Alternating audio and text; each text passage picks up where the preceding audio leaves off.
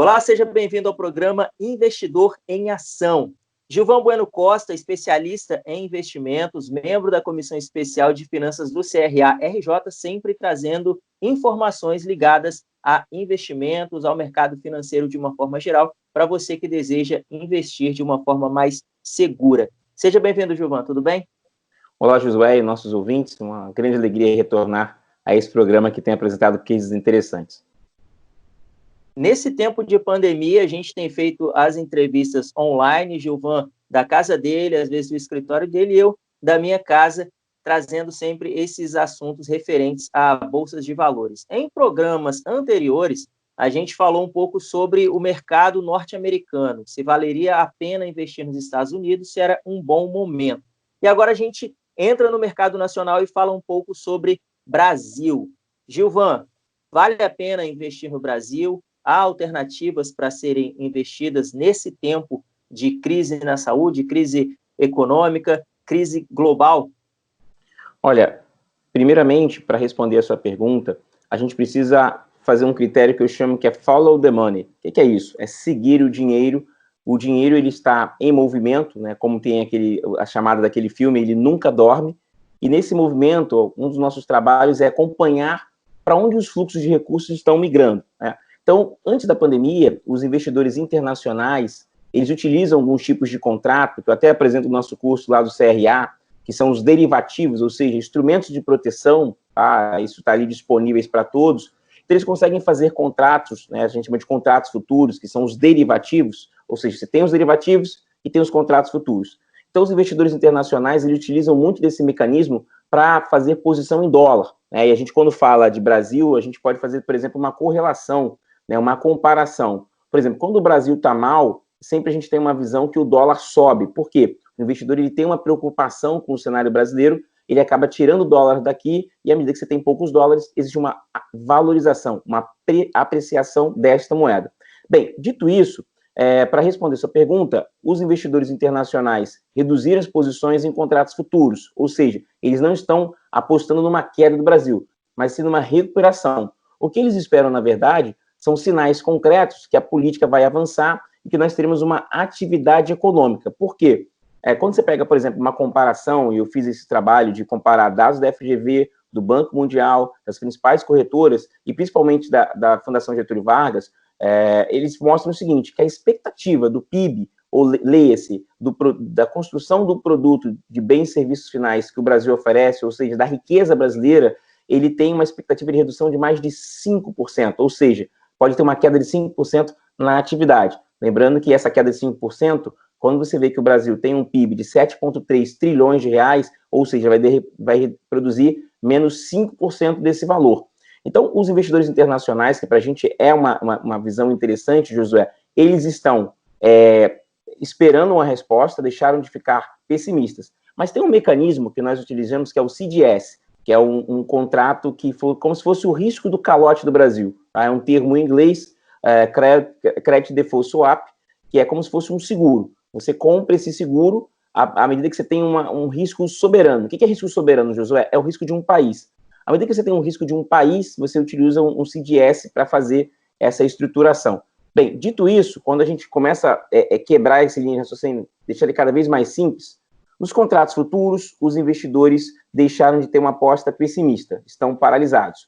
Nos contratos de CDS, o risco Brasil subiu, ou seja, os investidores estão enxergando um risco no Brasil. E quando a gente olha, por exemplo, a apreciação cambial, chegando num patamar próximo de R$6, existe um risco.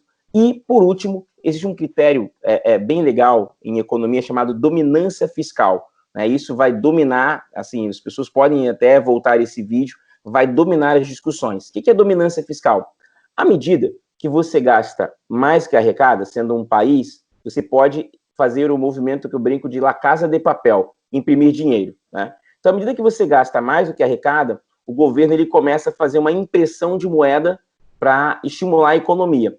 Então, muitas pessoas acreditam que o Brasil vai terminar, Josué, com uma relação dívida-PIB, né, uma questão que a gente utiliza para entender o seguinte, quanto você produz e quanto você deve, na ordem de 90%. O auxílio emergencial, ele hoje custa para o governo 35 bilhões de reais por mês. Então, o endividamento do governo aumentou.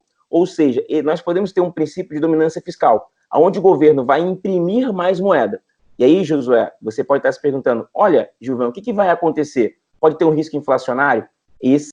Essa é a grande discussão que ronda. E aí, quando você observa esses 4 componentes separados, a gente fica um pouco preocupado, sim. E aí o investidor internacional, ele não quer pagar para ver, ele acaba fugindo de ativos brasileiros. Só que aí, Josué, tem a questão seguinte, perceba, eu dediquei todo o meu raciocínio nos estrangeiros, mas e os brasileiros? Os brasileiros têm um novo desafio. A taxa Selic foi para 3%. Agora, em junho, existe a expectativa dela ir para 2%, 2,5%. Então, na ausência de instrumentos de rentabilidade para o seu capital, você vai olhar muito para as ações, leia-se, empresas, participação em empresas. Então, por mais que o cenário macro do Brasil esteja ruim, Josué, o cenário interno para os investidores, para quem aloca capital, ele é um desafio, porque você não tem opções de rentabilizar o seu patrimônio. E você vai acabar olhando para as bolsas de valores, tanto que nessa semana nós tivemos aí uma valorização de 6%.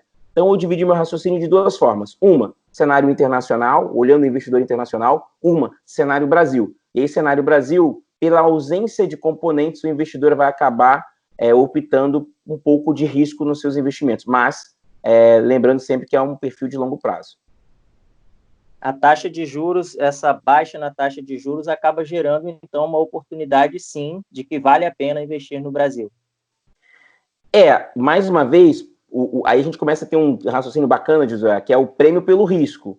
Né? Quando você tem taxa de juros altas, é que você quer um prêmio pelo risco alto. Né? Por exemplo, quando o Brasil tinha juros de 14%, era o seguinte, eu tenho um prêmio pelo seu risco.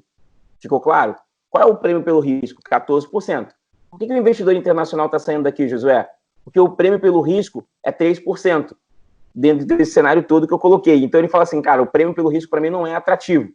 Então, o investidor internacional, ele tira dinheiro, o dólar aprecia. Agora, o investidor brasileiro, ele, às vezes, aceita o prêmio pelo risco. Ou seja, na ausência de outros mecanismos, ele investe no Brasil.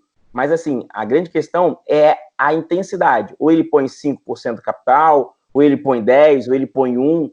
À medida que ele vê muito risco, ele põe pouco. À medida que ele vê muita oportunidade, ele põe mais. Então, é muito dúbio. A gente não consegue ter uma resposta concreta, porque a gente olha 2 cenários, o internacional e o nacional. Mas hoje o nacional, assim, é o principal mecanismo de expansão. Outros cursos para os investimentos ou áreas que a gente pode investir, os fundos imobiliários seriam uma boa opção?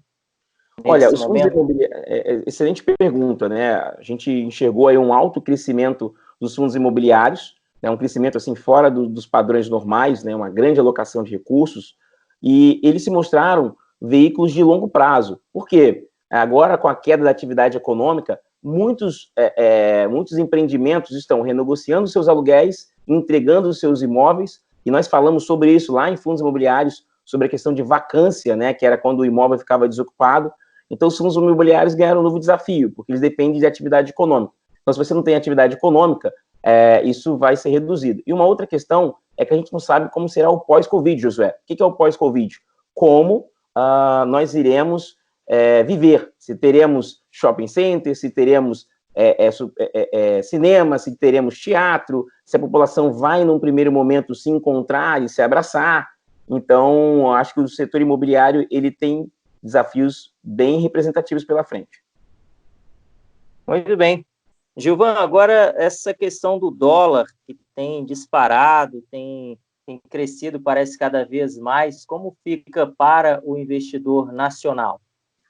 Olha, essa pergunta é ótima. Essa semana nós tivemos 2 balanços da JBSS e da Suzano que foram duramente penalizados pela variação cambial. E um estudo mostrou que, por exemplo, se a gente pega o Ibovespa, né, que é a referência do mercado de ações, 1/3 das empresas do Ibovespa depende da valorização cambial, ou seja, o Brasil produz muito commodities, né, soja, milho, então essas empresas são favorecidas. Nesse critério, outras empresas não utilizam o que nós chamamos de hedge. Hedge é uma proteção, muito explicado no nosso curso de CPA 20, que eu tenho o prazer de ministrar. O que é hedge? A gente explica um pouquinho sobre isso. Então, alguma dessas empresas não tem proteção cambial. E a gente está percebendo o seguinte, quando você é uma empresa e você tem dívida em dólar, sua dívida cresce com dólar alto. Então, essa é uma preocupação no momento, o Banco Central já tem começado a pensar sobre isso. Muito bem. Gilvan, muito obrigado pela sua participação aqui online, trazendo sempre informações para quem deseja investir de uma forma um pouco mais segura, um pouco mais consciente. Quem quiser entender um pouco mais sobre os movimentos aí do mercado, como faz para ter contato contigo? Olha, primeiramente, agradecer a audiência, deixar aqui o meu LinkedIn, Gilvan Bueno Costa, e convidar também, nós temos diversos canais, o CRA RJ Play, que fica disponível, temos um podcast maravilhoso também, que fica disponível lá, e se você utilizar o YouTube, você pode usar os comentários do YouTube, que eu faço questão de responder para você. Nosso propósito aqui é passar essa visão do mercado e democratizar o mercado de capitais. Obrigado, Gilvan. E você que nos acompanha, muito obrigado pela sua audiência. Fique bem e até o próximo Investidor em Ação.